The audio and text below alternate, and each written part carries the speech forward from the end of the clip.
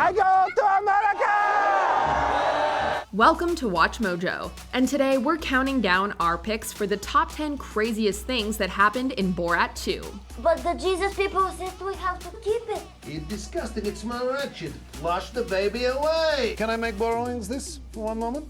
Sure. I need to go toilet. You stay here. For this list, we'll be looking at the most cringeworthy, over-the-top, and gasp-inducing moments from the Borat sequel.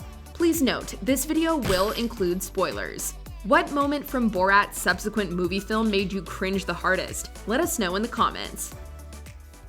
Number 10. All the faxes. I need to make a contact with my premier, Nazarbayev. I must inform him of some news. Okay, what do you want it to say? Sup? Borat's mission is a simple one. Go to America and present Mike Pence with Johnny the Monkey as a gift on behalf of Kazakhstan. When his daughter throws a wrench in the proceedings, however, he's forced to break it to the premier of Kazakhstan the only way he knows how, by fax. Going to a local copy shop, Borat begins a painfully lengthy exchange with the store employee serving as the middleman. They communicate about as efficiently as people text. What did he write?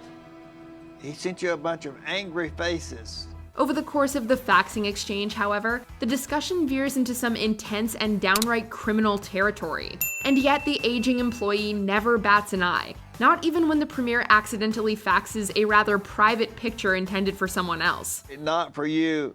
I was sexting my sister. Number 9. Borat does the pandemic. About 2/3 of the way into the film, COVID-19 hits. I search in nearby village. Tuta! But for some reason, the streets were completely empty. Borat walks the streets confused until he meets a local man who brings him up to speed on the lockdown. Hello, where is everybody? I do not see anybody on the street. Everybody's at home. They're telling them to stay inside so they don't spread this virus. There's a virus? Yes.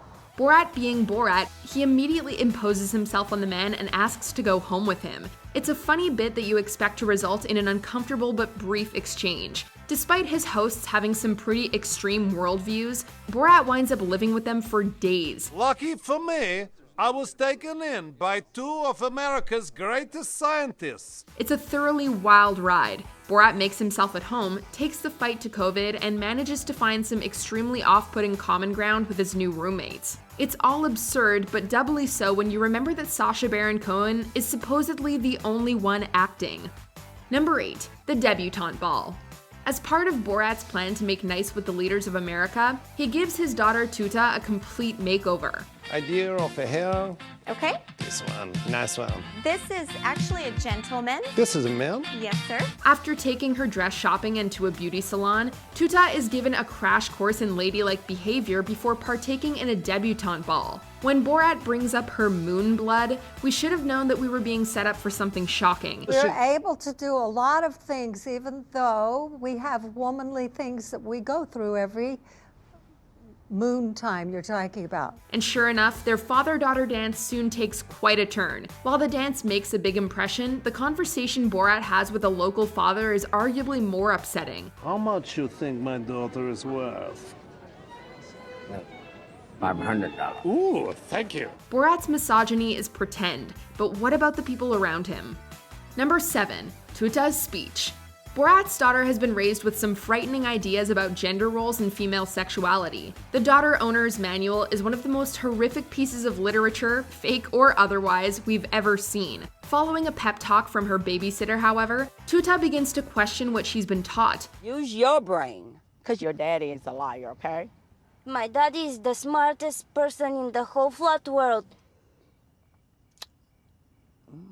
I can't say nothing about that. And after a meeting with the Republican Women's Club, Borat's daughter finally takes her self-discovery into her own hands. She has less success, however, when she attempts to share with the other women at the event. So come with me. Come with me, let's run away from our daddies. When public speaking, it's important you play to your audience, and this group was not about to follow her lead. Someone call her an Uber. Number 6. Borat's performance as Country Steve. Are you Country Steve? You bet your asshole I am. Great. Videos of Country Steve actually circulated back around the time that Sacha Baron Cohen was filming this stunt. They created quite the uproar on both sides. Many people were shocked by what the comedian could get the crowd to sing along to. Some people in attendance, however, argued that they were being misportrayed and clearly were not impressed. Cohen, for his part, claims that he feared for his life filming this particular stunt. Regardless, there's really no arguing with the results. While Country Steve's Wuhan Flu sing-along by no means inspires everyone in the crowd, there's still a fair amount of people following his lead. Dr. Fauci, what we gonna do? In this case, even partial participation conveys a scary message. Thank you very much, I'm Country Steve. Number 5. Crashing the Republican Convention. There are a lot of detours in Borat's second journey to America, but what kicks off this misadventure is Borat's government-mandated mission to offer a gift to Vice President Mike Pence. And wouldn't you know it, despite the odds, Borat actually manages to do it. He kicks off the encounter in fine form by entering in full KKK robes, complete with a hood. I'm Stephen Miller. Sorry I'm late. The fact that he even made it to the washrooms in this horrifically offensive getup is shocking in its own right. But his next costume quickly wipes that one from memory. I needed to get tutar to Pence, the only man that Trump would trust. But who does Pence trust? Dressed in a costume of POTUS, he fights his way through the masses. Tutas slung over his shoulder and actually gets the chance to offer her to the VP from the crowd. Michael Penis! Michael Penis! I brought the girl for you! Number 4. The Plastic Surgeon. For all the politically charged shenanigans in this film, Borat arguably gets the best material by just talking to ordinary people. Case in point, this repulsive exchange with a plastic surgeon. Borat brings Tuta in to meet with the doctor about various possible procedures. Borat and his daughter hardly need to put in any effort to elicit anti-Semitic remarks. It can be that bad, yes. As if that's not enough, when asked about his sexual attraction to Tuta, the surgeon goes a step further, crossing a line that you won't believe even after repeat viewings. Would you make a sex attack with me? If your father was not here. We also get some very uncomfortable negotiation tactics courtesy of Borat over the price of the surgeries. What if we allow perverts in to watch the surgery? Can we have reduction? You can keep the money that they pay you. Absolutely not. Number 3, the Pregnancy Crisis Clinic. Look at that face. I understand. How could I not give it I to her? understand. Would you have not given it I to her? understand. Speaking of casual anti-Semitism, how about this custom cake? And maybe a smiley face underneath. Okay. To put him in a good mood. Thank you. You're welcome. The employee working behind the counter doesn't seem fazed in the slightest by the request. But this is all just a big setup for one of the film's most awe-inducingly insane moments. After swallowing a plastic baby while eating a cupcake, Tuta wants to have it removed. You see where this is going? They wind up at the Pregnancy Crisis Clinic, where they meet with a pastor. She wants it out now, please. Right. Can you take it out? Leaning into their limited English, father and daughter tell the doctor that Tuta has a baby in her, it hurts, she's 15 years old, she wants it out, and her father gave it to her.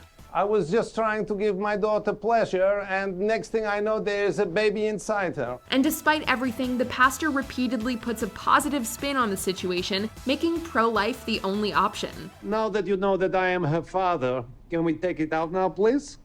God is the one who creates life, and God doesn't make accidents. Number 2, the synagogue visit.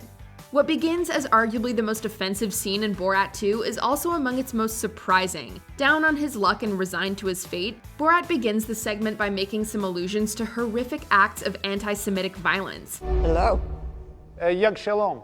He then dresses up in a costume that's a composite of all the most offensive and hateful Jewish stereotypes. Upon entering the house of worship, however, he meets a very sweet elderly Jewish woman who fundamentally undermines his xenophobia. Listen, don't be afraid of me.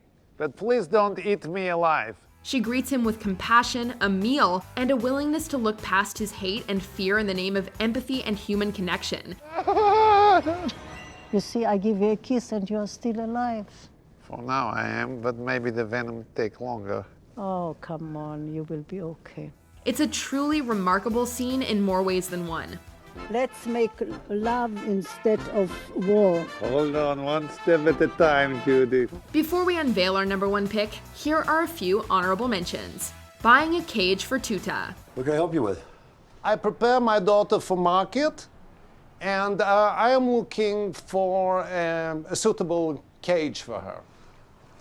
Okay, a cage. Borat dropping an exaggerated, "my wife." Before I make commencing my mission, I return to my village in order to give kiss to my sons and make sexy time with my wife. The sugar baby exchange. How old do you like them? That's the question. Nearly dead. Okay, then you should get someone who just had a heart attack. Yes. Okay, high five. I love that. Tuta arrives in America. Can you help me repack her, please? Ама не, аз искам да ти помагам тук.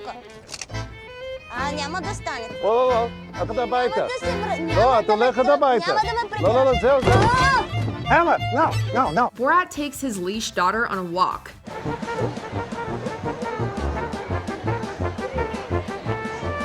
Before we continue, be sure to subscribe to our channel and ring the bell to get notified about our latest videos. You have the option to be notified for occasional videos or all of them. If you're on your phone, make sure you go into your settings and switch on notifications. Number 1. The Rudy Giuliani Interview. While perhaps not the most in-your-face moment in the film, the Rudy Giuliani interview is shocking by virtue of its existence. Nice to meet you, my dear. Nice to meet you. You're one of my greatest heroes. Oh, that's so nice. Thank you. Thank you. It's unbelievable that this actually happened. Tuta, her transformation complete and wanting to save her father's life, sits down with Rudy Giuliani for an interview. The idea is that Tuta is supposed to be making herself available to Rudy Giuliani as a gift to him. Shall we have a drink in the bedroom?